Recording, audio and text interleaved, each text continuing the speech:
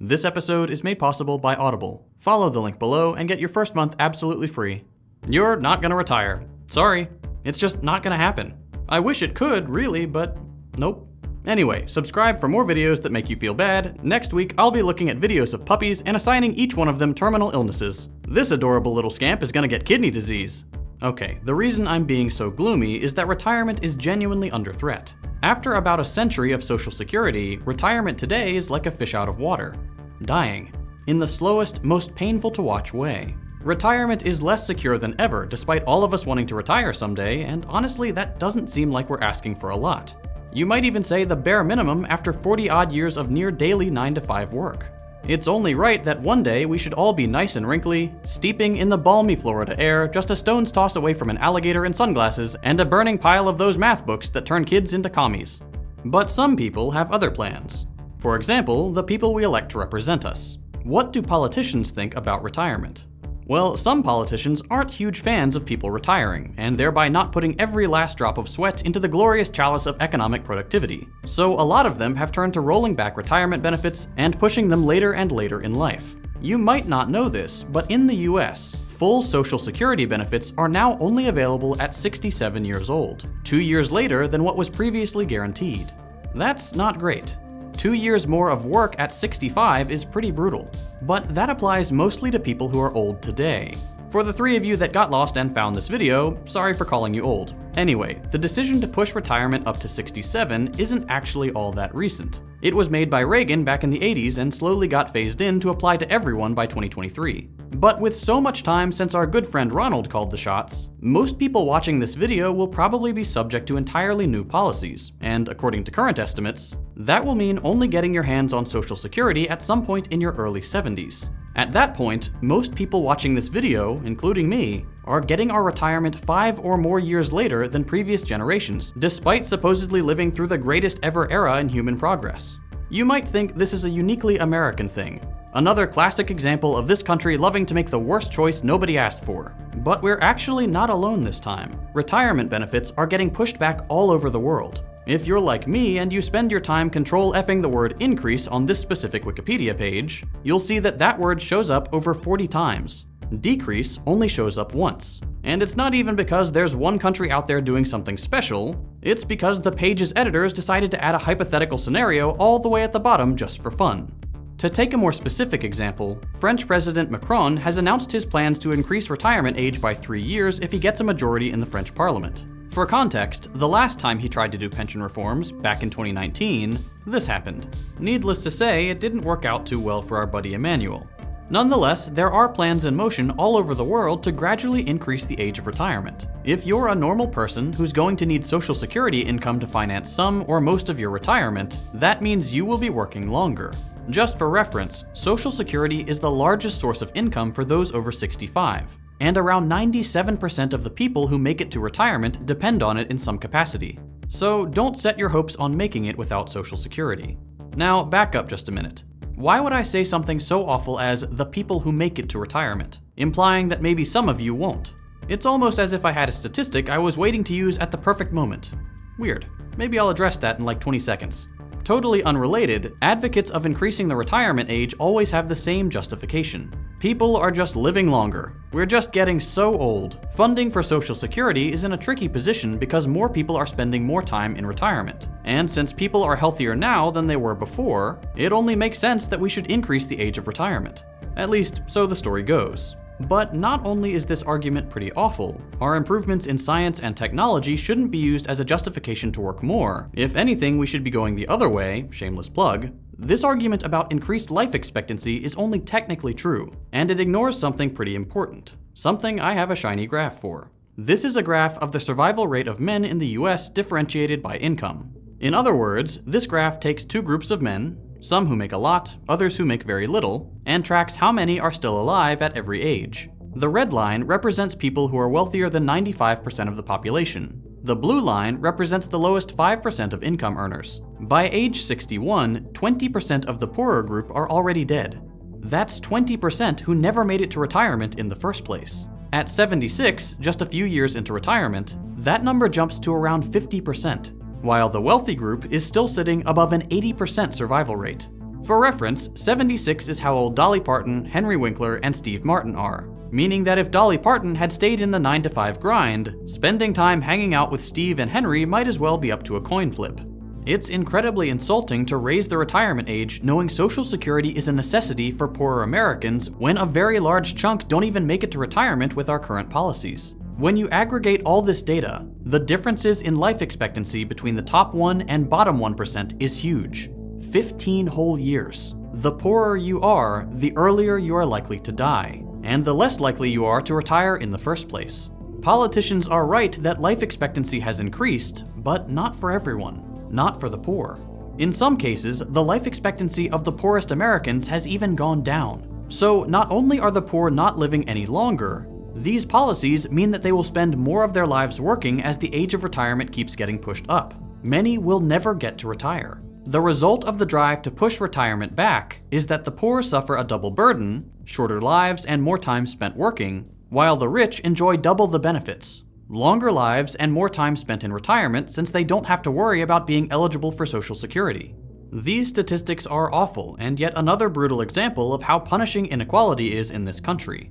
But the researchers I got them from actually point out something really interesting about the data. After 62 years old, wealth stops being as big of a factor when it comes to death. It still matters, just to be clear, but less. Why? Because 62 years old is the first time many people start being eligible for partial Social Security benefits. Once you get Social Security, your odds of living get better, and start looking a little more like the odds that richer Americans have.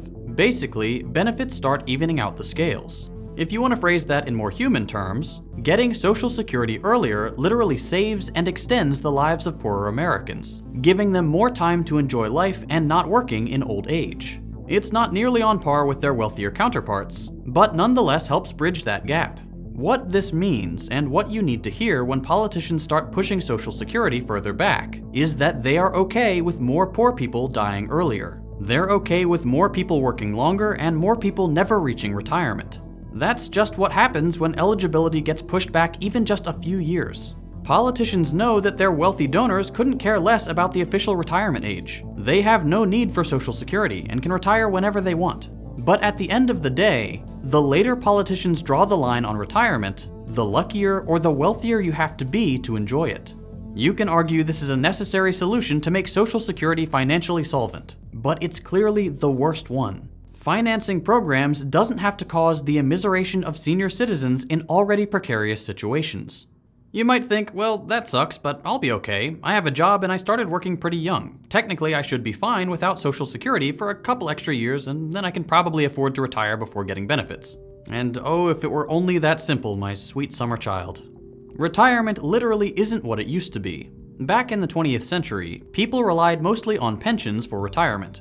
Basically, employers would calculate and then finance retirement based on a person's years spent working and things like life expectancy. Pretty solid service, covered around 40% of the US workforce, and acted as a guarantee of retirement once you were done working. Pensions were stable. You knew ahead of time exactly what you would get. Regular payouts for the rest of your life. Your employer was the one held responsible, and you weren't forced to deal with all the risk.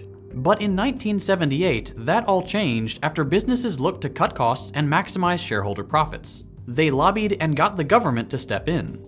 Out of this movement for leaner business operations came the 401k, a small section of the US tax code that turned out to have massive impacts. As you probably already know, 401ks are personal savings accounts built on salary deductions, with the main advantage being able to deduct or defer taxes primarily by avoiding capital gains tax and essentially setting money aside quote-unquote tax-free, sometimes with your employer contributing a little bit and misleadingly saying they're matching it.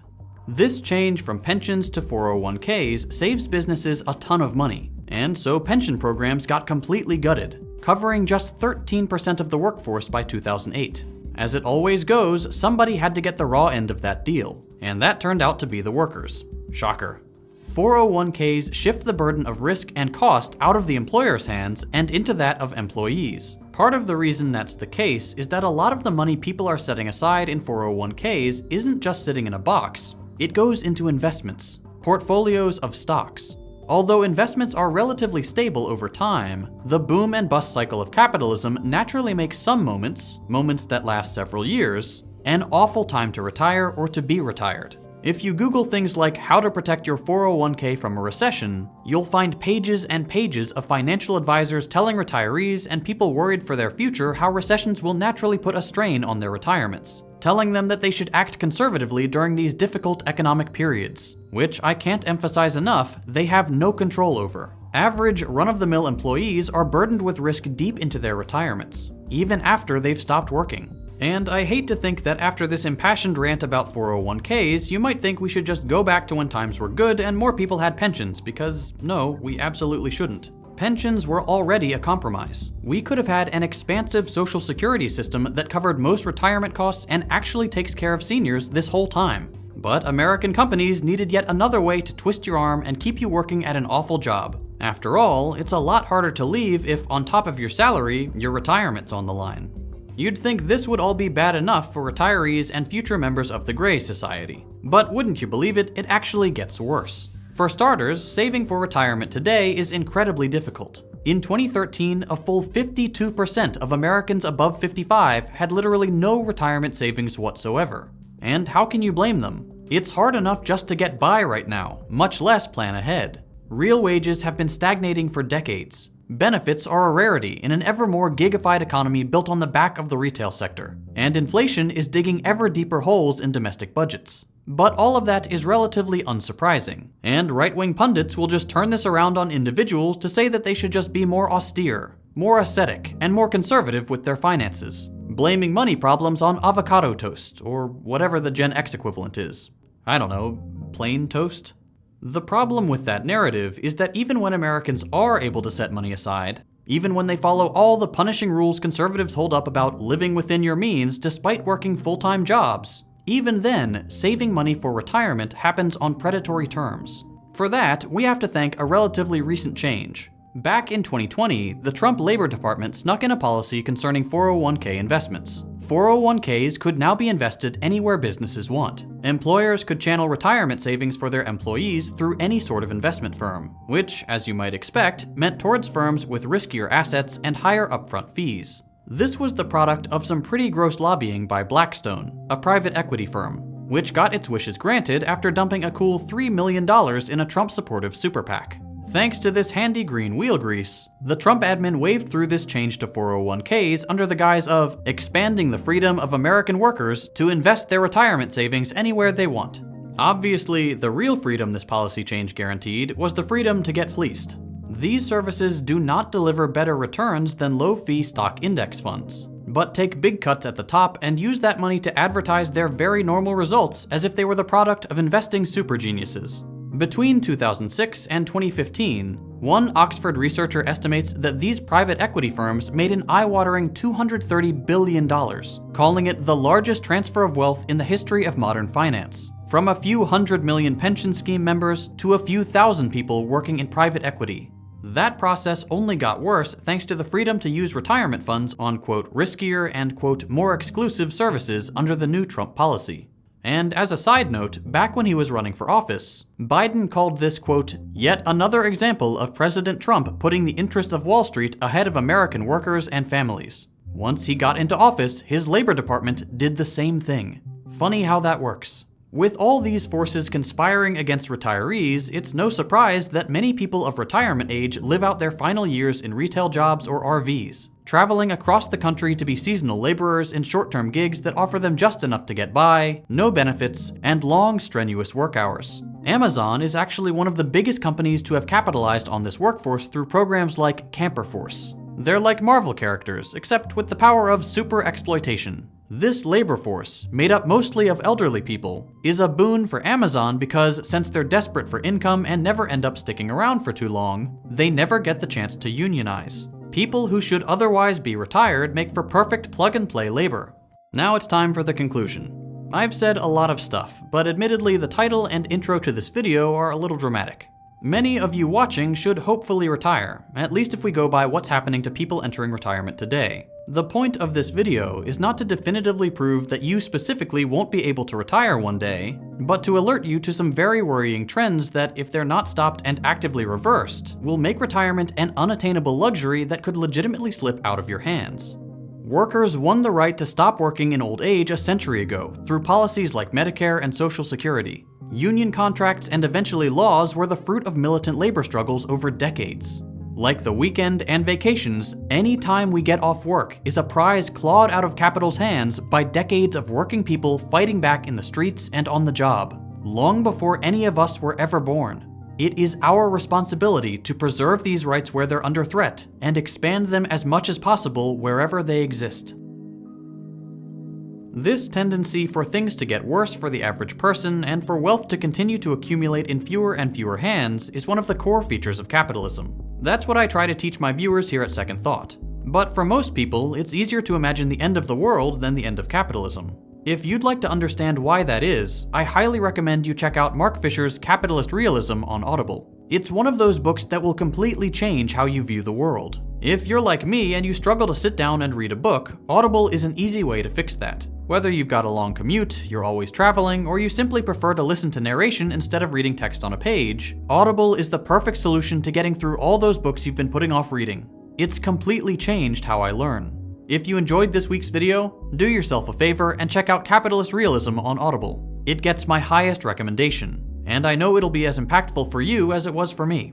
So if you want to help support my channel so I can produce more content like this, visit audible.com/secondthought or text Second Thought, one word, to 500-500. Sign up today and get your first month absolutely free. It really does help support me and my channel.